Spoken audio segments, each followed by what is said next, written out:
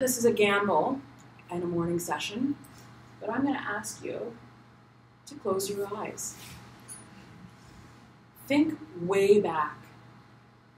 Can you remember what you wanted to be when you grew up? How did you know it was possible? Open your eyes. Good, you didn't fall asleep. For those of you wondering, when I think way back, what I wanted to be was a mom. And I knew it would happen in my bones. Never did I think that my disability would get in the way of that. And I just realized that when I got more of a sense of what moms did, like carry their babies around and hold their hands as they cross the street. I was 5 years old, so give me some credit. Did I think, I can't do that because I wasn't going to be able to do those things in the same way that most moms did. So here's a question for you.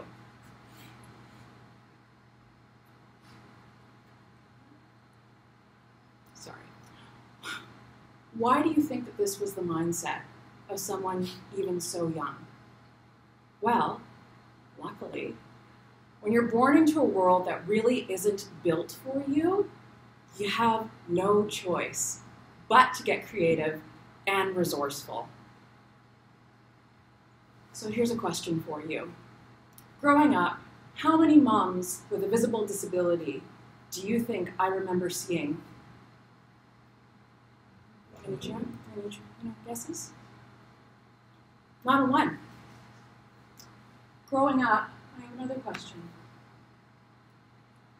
How many healthcare practitioners with a visible disability do you think I remember seeing in my extensive career as a professional patient that has spanned almost 30 years? Any guesses? Not a one. And I will say that this is kind of testing the limits of the truth, because last year I did happen to meet an amazing social worker who was in a wheelchair just like me. It took 27 years to find out that someone had made it from professional patient to practitioner. So no, I wasn't inspired to go from patient to practitioner after I realized that, when you're a mom, if you want to be, you can be more than just a mom. And I don't mean just a mom in a disrespectful way. You can add another career to that. And then I realized I really felt that I was destined to be a healthcare practitioner. But I wasn't inspired to do that because I knew it was possible. I had never seen it happen.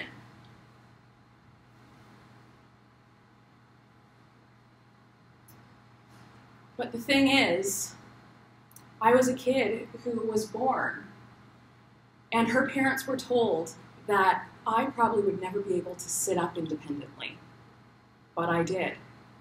So the whole idea of what's possible and what's impossible didn't really affect me too much. I was just a kid who, even at a young age, around 5, I know I'm using 5 a lot, but at 5, I would be with my healthcare practitioners, and I knew that I was more than the sum of all of my challenges, which, fair or not to say, I knew that these doctors are really seeing my life in black and white.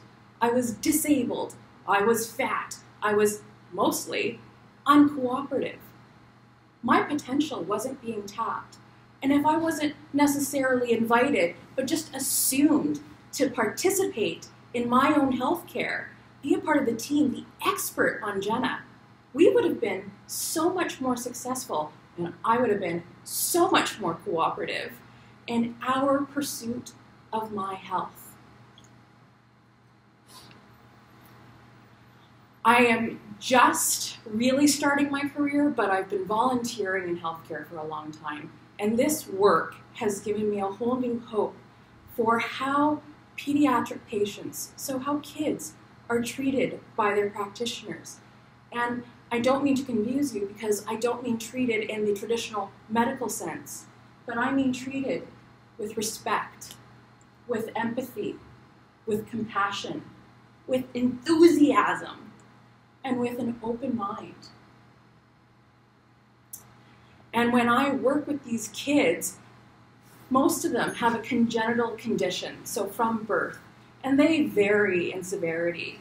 But when I get a chance to talk to them, I'll guesstimate that about half of them tell me that what they want to be when they grow up is a person to help kids like them in the hospital.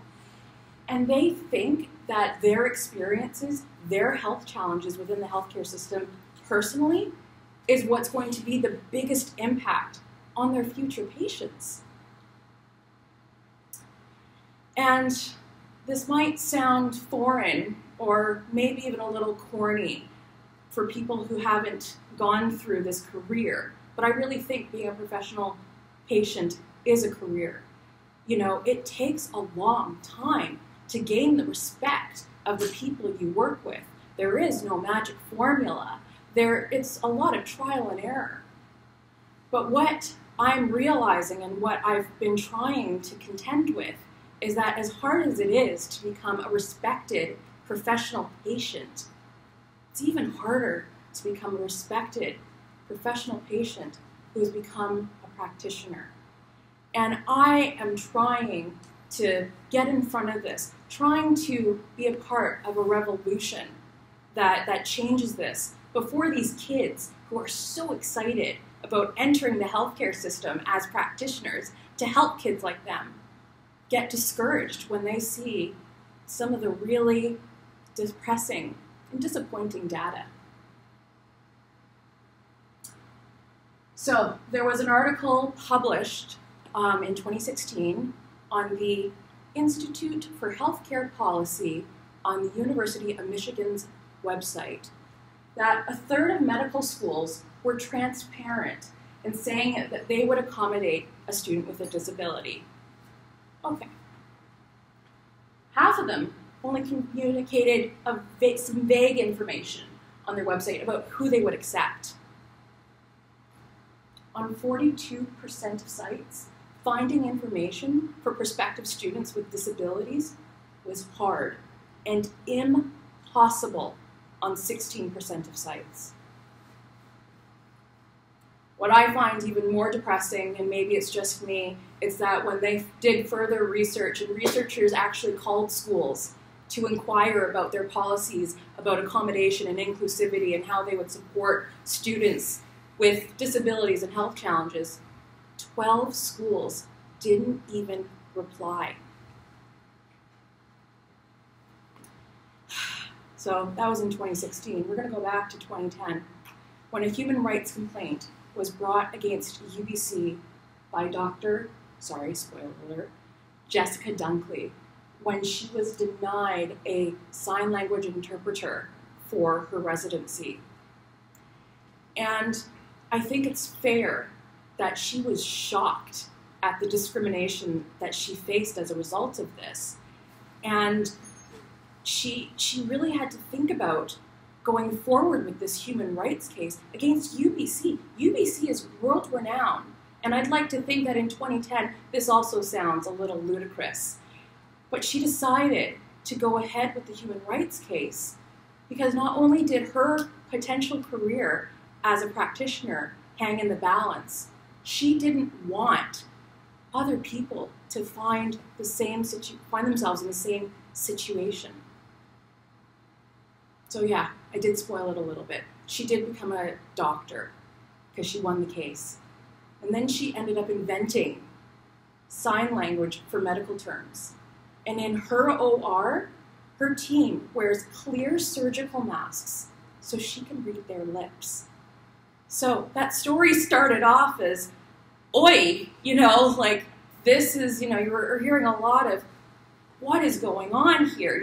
Why are people still living in the past and not embracing the potential and the human spirit? But we finish off with, Dr. Jessica Dunkley being able to accomplish all this. But here's the thing. In 2017, the New York Times reported that about 20% of Americans live with disabilities. So I'm going to ask you another question. How much of that 20% of Americans with disabilities do you think are physicians with disabilities?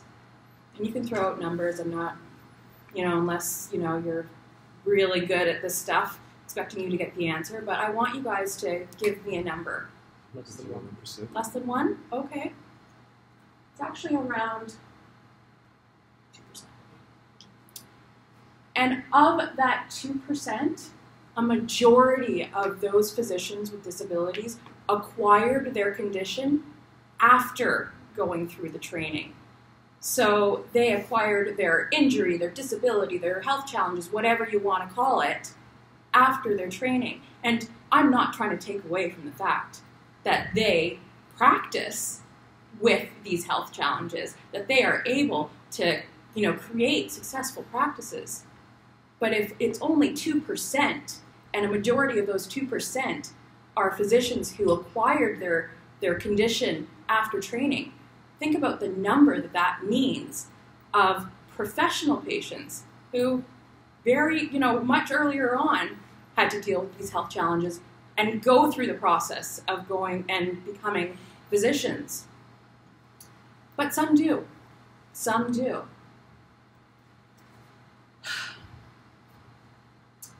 But what I'm reading, what I'm hearing, what I'm understanding is that even though they do, it's still common for them to feel unsupported.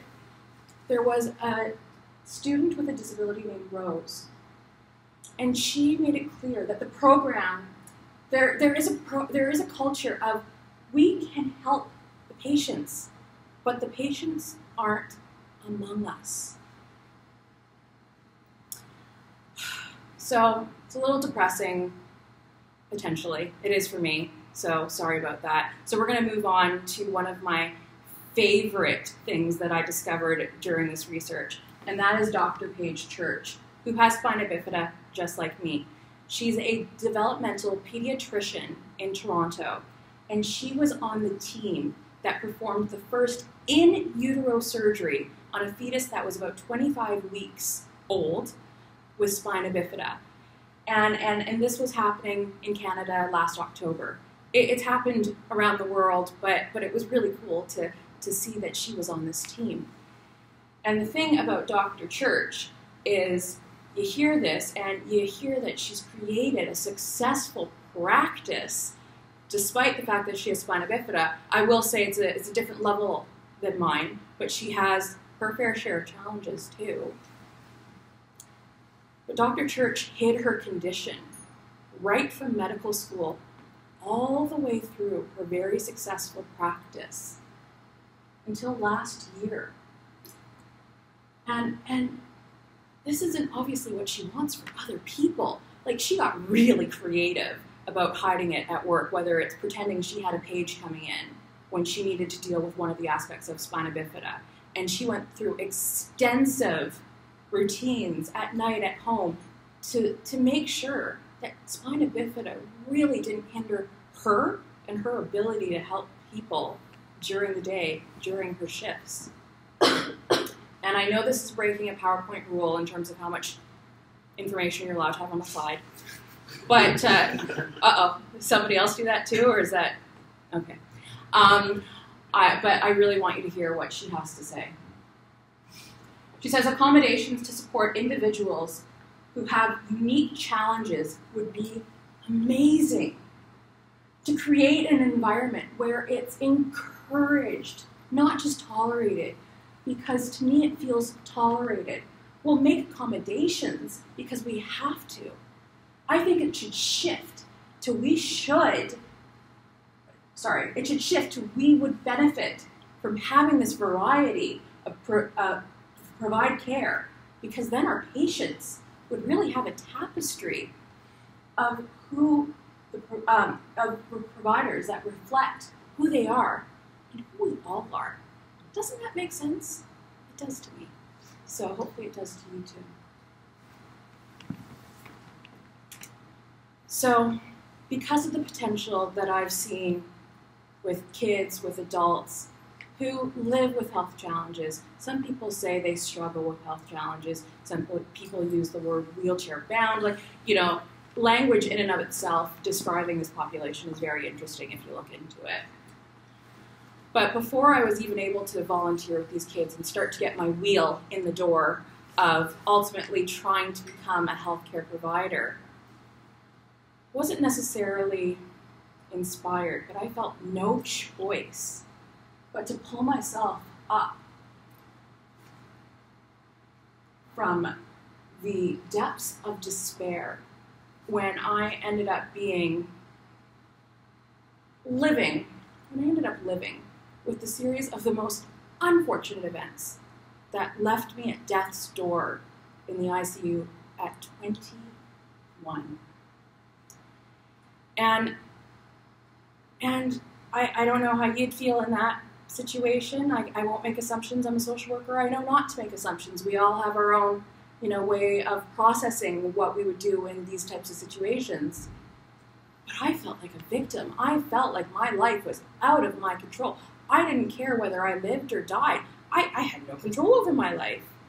But maybe it's just me and my personality, and it's weird, but I kind of started to get bored of being a victim. And I actually also ended up realizing that I wasn't a victim. I was a survivor. And I started to think about, wouldn't it be great if there was a tool out there, like the medical and motivation account that I created, that could help people find their inner survivor too when they were dealing with health challenges. And I did this, and I built this via Phoenix Attitude. Believe it or not, during my recovery, I had 3 months off that I had to use to recover, not only my body, but my mind, and what I think is generally the most unbreakable part of what it is to be human, the spirit, because I was broken. And I had 3 months. It was actually the last 3 months of my bachelor's degree. So you can imagine how much that pissed me off too. I was so close to graduating with my friends, in the normal amount of time that, we see in movies and all that stuff. I had nothing to do but think about what had gone wrong. I was a professional patient. Nobody knows the hospital systems better than I did. And yet I failed miserably as a patient, I felt like. And I failed in being a part of creating relationships with my practitioners that were compassionate, that were collaborative, that were respectful. A relationship takes 2 or 3 or 4, depending on, relationship, obviously. And as unfair as it may seem, if you've been in the hospital when you're at your weakest and most vulnerable, that you still have to be a part of your health care, that's just the reality of the situation. And I could have blamed all my practitioners. There was no use. I could learn. Maybe it's just me, but I think that there's never been a better time in history to empower people with health challenges to enter the healthcare field as a profession. Not only because medical science, in and of itself, the practitioners that have come before us have created new research, new studies, new treatments, new cures. People are living longer. People who may have had a chance of only living until their childhood, until their teenagehood, until their young adulthood. And maybe you can't tell by looking at me, but I was one of those people. I have a condition that you can't tell called hydrocephalus. And that, if you don't know, is when the brain creates fluid to bathe itself, to hydrate itself. It's always good to drink water, and that's what the brain needs to do, creates that fluid. But what most of your brains do, I assume, unless you have hydrocephalus like I do, is it drains it to the rest of the body so that it can be reabsorbed. Otherwise, the fluid in your brain just keeps on building up. And even in developing countries, you'll still see kids with hydrocephalus, with large heads, and their brains are being crushed. And in the 1970s, though, 1970s, I was born in 1990, so this is still sobering for me to even think about. There was a device that was created called a shunt, which is a pump that goes into the ventricle in your brain, and it's connected to a tube that goes down into your abdomen, and it drains the fluid. And before that, hydrocephalus was essentially fatal in most cases. So I get to be here, and I want to use my life that I've been given, that has been elongated, to help kids like me, and adults too, you know. I'm not going to discriminate, but I really love kids. They're a lot more fun than adults. I'm going to show you this video.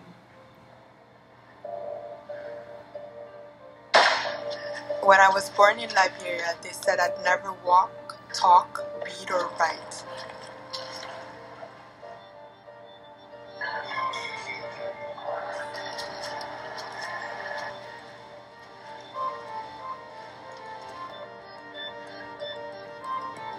But their words, I took as just another challenge. I pushed past every doubter, every excuse, every obstacle that stood in my way.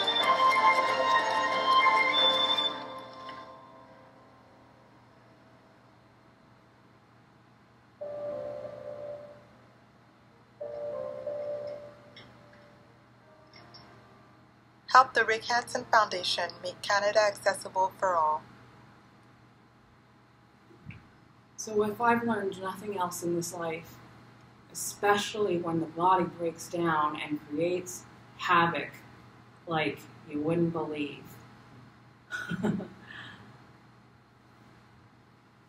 I realize that the spirit is so much stronger than the body. When your body breaks down and you think that you physically can't go any further, the spirit comes in and it whispers to you, we can do it. Whether it's saying, take a break, but just don't quit, right? It's so strong. And that's what keeps us going, even in the most physically challenging situations. And we're all going to be patients in our lifetime. Maybe some of you, most of you, already have. We need a healthcare team that represents not only who we are, but who we can be. Because I don't know if you've noticed this, but the healthcare system seems to want to represent their healthcare practitioners as superhuman, as people who don't deal with challenges. And it doesn't make sense to me. It feels like such a waste. I've met practitioners, not only as a patient, but as a practitioner myself. And let me tell you something. They are all secretly, beautifully flawed people. Secretly. What a waste. What a waste of an opportunity to celebrate one's individuality. What a waste of showing the resilience of not only the human body, but the human spirit for, I like to put the kids first, of the kids that they work with, but not just the kids, the adult too, when they need it most. So, how did I pursue my dream job when it seemed like so many odds were against me? Which is why we're all here today. We're talking about how we're going to get to those dream jobs when it's not an easy path always. That's the whole point of having a dream. I realized I had skills from my life experiences that at the onset seemed only relatable to dealing with health challenges. But my gosh, I realized once I took a roll back that they were transferable. You have to think about the communication skills that I had to learn to advocate for myself, the resilience that I had to learn, the ability to be creative and to get back up when I've failed, when I've been knocked down, to try again and succeed. Can you think of any job opportunities that would consider that an asset? Those skills? It's not just for being a patient. It's for most jobs, and most employers would be thrilled to have a candidate who presents those skills. And as hard as this has been for me to embrace, but I'm trying to be inspiring here, to motivate you, and faking it till I also make it, because it's not easy. It's not about the journey. It's about the journey, not the destination. See, even it subconsciously, I don't want to believe it because I'm a perfectionist.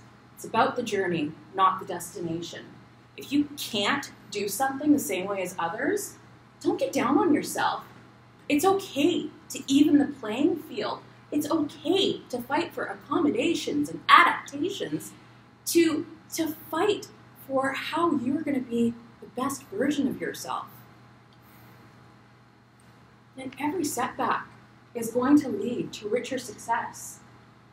I'll tell you this, as heartbreaking as it was going through this process, it took me 3 tries to get into the master's program. 3 tries of thinking it was the end of the world every time I got rejected. And yet, I look at my resume now, and I compare it to what I presented the first attempt, and holy moly, stopped myself there, there is so much more there. And it's not necessarily more jobs in the same kind of, like with the same respect that I was looking for, but it was volunteering, it was creating my own roles, it was just getting out there and seeing what opportunities were out there.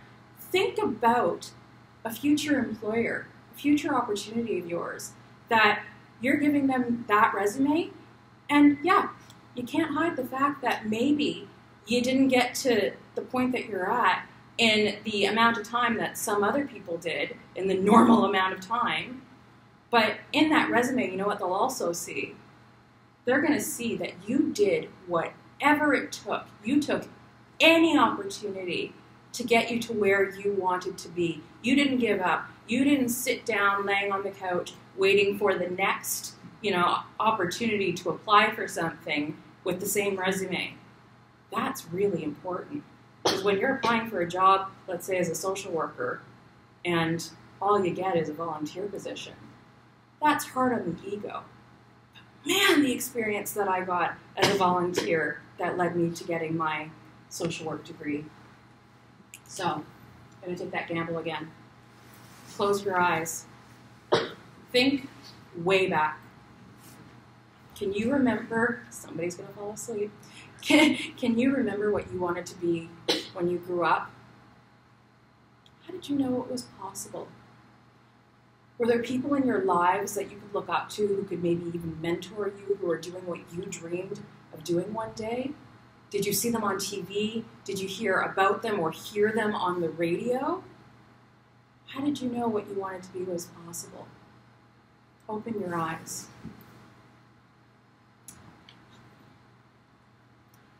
I didn't know. I didn't know that going from patient to practitioner was possible because I had never seen it done. And yet, I kept on going because what maybe some of you will find in your own experiences, but what you'll see in a lot of people with health challenges, disabilities, diffabilities, whatever you want to call them, and Walt Disney, what we find is it's unfun to do the impossible. Thank you.